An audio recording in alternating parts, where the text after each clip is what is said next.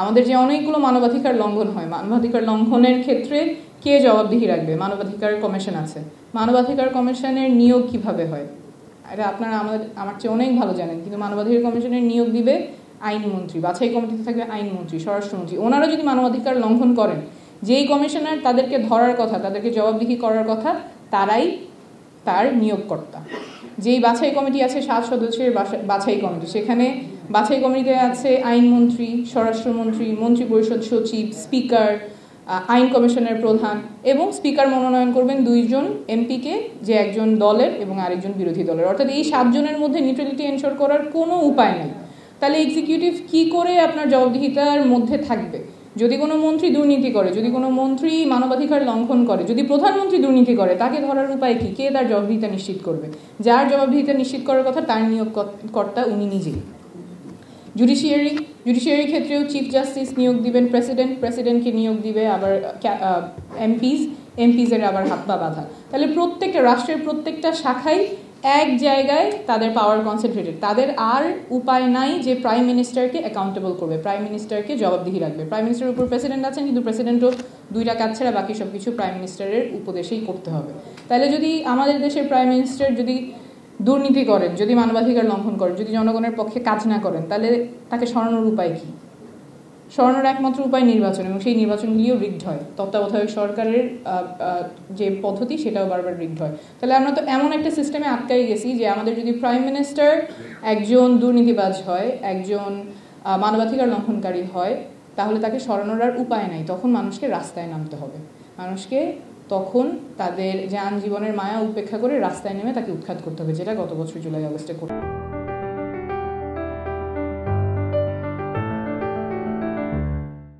হয়েছে। ওই ব্যবস্থায় আমরা টিকিয়ে রাখবো? ওই ব্যবস্থায় থাকবে যেখানে মানুষকে রাস্তায় নেমে একজন সরকার প্রধান, যিনি জনগণের সব ধরনের অধিকার হরণ করছেন, কেড়ে নিচ্ছেন, সেই ব্যবস্থা টিকিয়ে রেখেই আমরা আবার সামনে আগাবো একটা গণঅভ্যুত্থানের পরে? সেটার জন্য তো গণঅভ্যুত্থান হয় নাই। যদি ওই ব্যবস্থাই থাকে, যেই ব্যবস্থায় রাষ্ট্রের প্রত্যেকটা প্রতিষ্ঠান কুক্ষিগত করা যায়, রাজনীতিকরণ করা যায়, কোনোটাই জনগণের অধিকারের জন্য কাজ করে না, যে ক্ষমতার প্রধান আছেন, যে দল ক্ষমতায় আছে, তাদের শুধুমাত্র ইন্টারেস্ট সার্ভ হয়, ওই ঠিক ব্যবস্থাটা একইভাবে অটুট রেখে আরেকজন শুধু চেহারা বদলাবে, সেই ব্যবস্থার জন্য তো আর গণঅভ্যুত্থান হয় নাই। তাহলে আমাদের সংস্কার লাগবে কি লাগবে না? সংস্কার লাগবে, এবং সংস্কার না, বরঞ্চ আমূল একটা পরিবর্তনের ডাক উঠেছিল তখন। বাংলাদেশ 2.0, বাংলাদেশটাই যাতে নতুন করে হয়, যাতে ক্ষমতার কাছাকাছি যারা আছেন শুধুমাত্র তাদের অধিকার সংরক্ষিত থাকবে, আর কারো অধিকার সংরক্ষিত থাকবে না, এরকম যাতে না হয়। সেই অভিপ্রায় নিয়েই কিন্তু এই এতদিন ঐকমত্য কমিশনের রাজনীতিবিদরা বসেছেন, দেখেছেন যে কি করে এই ব্যবস্থাটা পরিবর্তন করা যায়, জনবান্ধব কিভাবে করা যায়, যাতে মানুষের অধিকারগুলো সংরক্ষিত থাকে। কিন্তু ওইখানে আমরা দেখলাম যে বাস্তবায়নের পথছাড়াই জুলাই সনদ স্বাক্ষরের অনুষ্ঠান হয়ে গেল।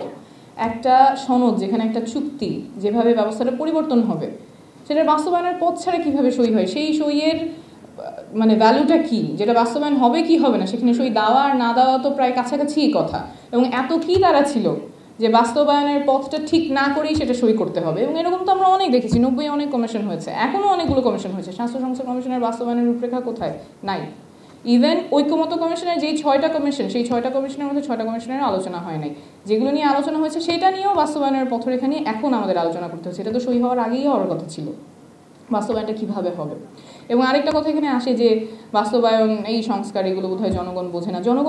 জনগণ বোঝে কোথায় তাকে প্রতারিত করা হচ্ছে। আমরা প্রায় 64 জেলাতেই গিয়েছি, সেখানে যখন একজন মা বলে আমি আমার ছেলের খুনের বিচার চাই, উনি তো জুডিশিয়ারি নিউট্রালিটির কথাই বলছেন। যখন একটা বাবা বলে আমি তো ছেলেকে শিক্ষিত করছি, আমার কেন ঘুষ দিতে হবে, উনি তো দুর্নীতি দমন কমিশনের সংস্কারের কথাই বলছেন। তো বারবার এটা বলা যে জনগণ সংস্কার বোঝে না, আমাদের এগুলো প্রয়োজন নাই, এটা ভুল কথা। জনগণ বোঝে এবং জনগণ অনেক সচেতন।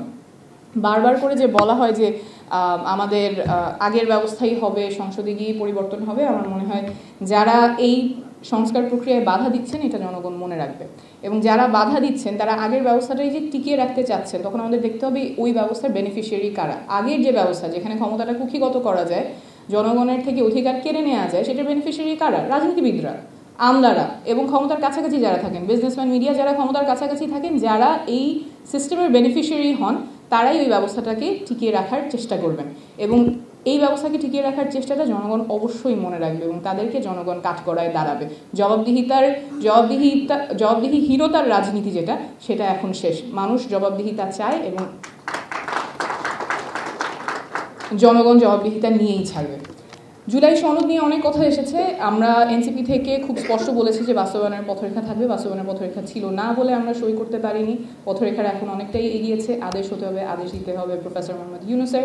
নোট অফ ডিসেন্ট নিয়ে অনেক কথা এসেছে, কিন্তু আসলে অনেক সময় যে কথাটা আসে না সেটা হচ্ছে নোট অফ ডিসেন্ট এর আগে রাজনৈতিক দলগুলোর মধ্যে সাফিসিয়েন্ট কনসেনসাসের ভিত্তিতেই সেখানে আইটেমগুলো ইনসার্টেড হয়েছে। একটু আগে আক্তার হোসেন ছিলেন, আমি ঐক্যমত্য কমিশনে গিয়েছিলাম।